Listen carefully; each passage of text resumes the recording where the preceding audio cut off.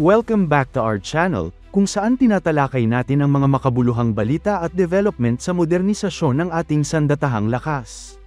Ngayong araw, pag-uusapan natin ang isang bagong kagamitan na darating sa Philippine Army, mga bagong Daewoo Nova 6x6 military cargo trucks mula sa South Korea. Ito ay bahagi ng mas tahimik pero tuloy-tuloy na hakbang ng ating kasundaluhan para palakasin ang kanilang logistics capability. Pero bago tayo magsimula, tandaan natin na ang matatag na Pilipinas ay hindi lang nabubuo sa lakas militar, kundi sa maayos na pamahalaan, paglaban sa korupsyon, pagtanggi sa political fanaticism, at pagsugpo sa fake news.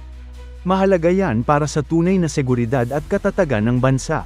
Isa sa mga pinagkakaabalahan ngayon ng Philippine Army ay ang pag-upgrade ng kanilang ground mobility and logistics assets. Sa halip na umasa lang sa AFP Modernization Program na kadalasang nangangailangan ng mas mahabang proseso, ang Army ay gumagawa ng sarili nilang acquisition plans gamit ang kanilang Annual General Appropriations Act, GAA, o regular na operating budget. Para sa taong 2025, bahagi ng GAA allocation ng Philippine Army ay inilaan para sa tinatawag na Truck, 8-to-10-ton Cargo Acquisition Project. Ang proyekto ay isinagawa sa pamamagitan ng public bidding, at ito ay napanalunan ng isang lokal na supplier. Pero habang hindi pa opisyal na inaanunsyo ang eksaktong modelo ng truck, malaki ang posibilidad na ito ay ang Daewoo Nova 6x6 military cargo truck. Ang Daewoo Nova 6x6 ay isang heavy-duty military logistics truck na kilala sa tibay, payload capacity, at performance sa off-road environments. Ang kumpanya sa likod nito, ang Daewoo Trucks, ay kasalukuyang kilala bilang Tata Daewoo Commercial Vehicle Company matapos itong bilhin ng Tata Motors ng India noong 2004. Kumpara sa mga lumang truck na ginagamit ng Army tulad ng Kia KM500 at ang American M939 5-ton trucks, mas malaki at mas mabigat ang Novus. Mas malaki ang payload capacity nito, ibig sabihin ay kaya nitong magdala ng mas mabibigat na kargamento o mas maraming supply kumpara sa mga dating modelo. Ang mga truck na ito ay ginagamit sa iba't ibang bansa hindi lamang para sa troop transport kundi lalo na sa logistical support operations, tulad ng pagdala ng ammunition, fuel, at equipment papunta sa frontlines o isolated detachments. Ang pag-prioritize sa logistics ay isang critical shift sa doctrine ng Philippine Army.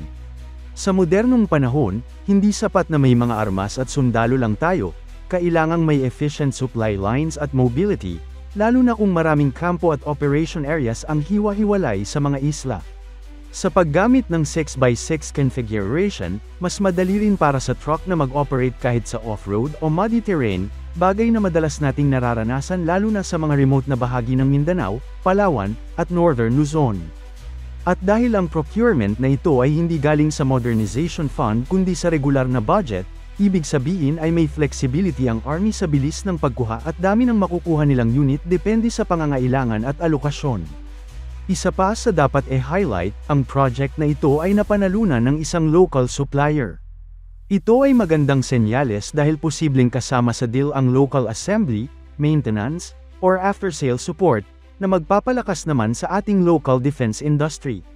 Mahalaga rin ito para sa logistics chain ng armed forces, kung mas available ang parts at support dito sa loob ng bansa, mas mabilis at mas mura ang maintenance, at hindi kailangang umasa sa foreign technicians kung may sira. Unti-unti, ang ganitong klase ng procurement strategy ay nagpapakita ng shift papunta sa self-reliance at localized defense logistics capability, isang hakbang na inaasahan nating mas lalawak pa sa mga susunod na taon. Kung iisipin natin, hindi ito ang unang beses na gumamit ang Philippine Army ng Daewoo Novus.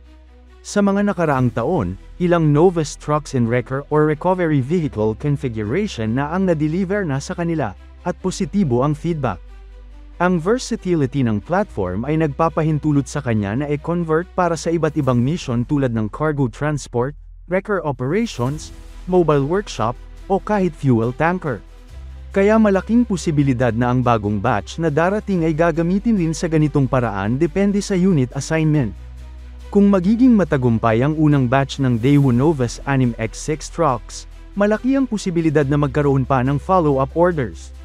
Maaari ring i-integrate ito sa mas malaking fleet ng Philippine Army, at kung palalawakin ng fleet, maaaring magkaroon ng variants tulad ng command post units, signal vehicles, o troop carriers na may armored cabins.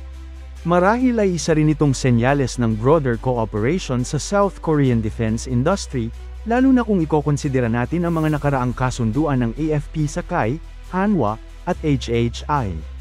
Bukod sa mga military application, may malaking potential din ang mga ganitong klaseng truck para sa Humanitarian Assistance and Disaster Response o HADR missions ng Army.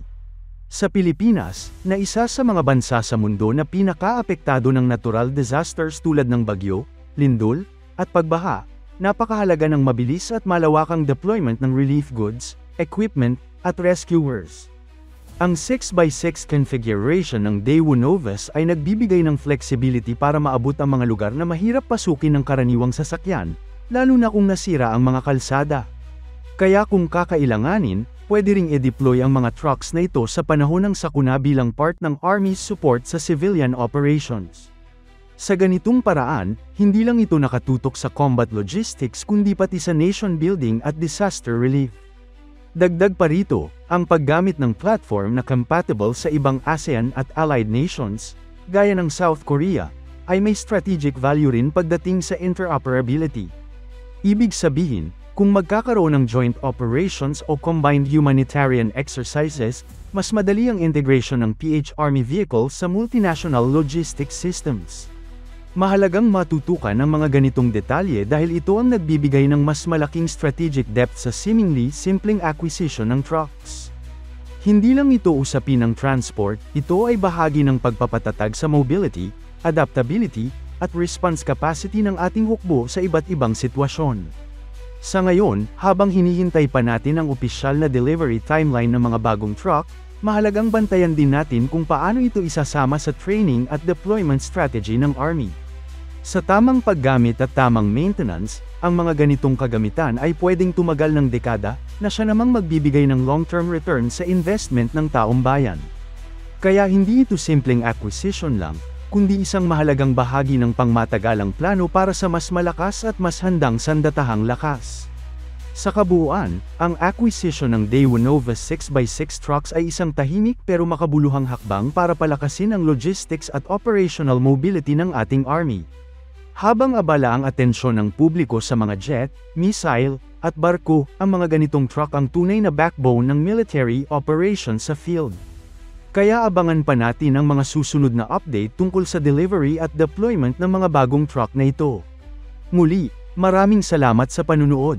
Huwag kalimutang mag-like, mag-subscribe, at e-share ang video para mas maraming Pilipino ang maging informed sa mga makabagong hakbang ng ating kasundaluhan. Hanggang sa muli, welcome back to our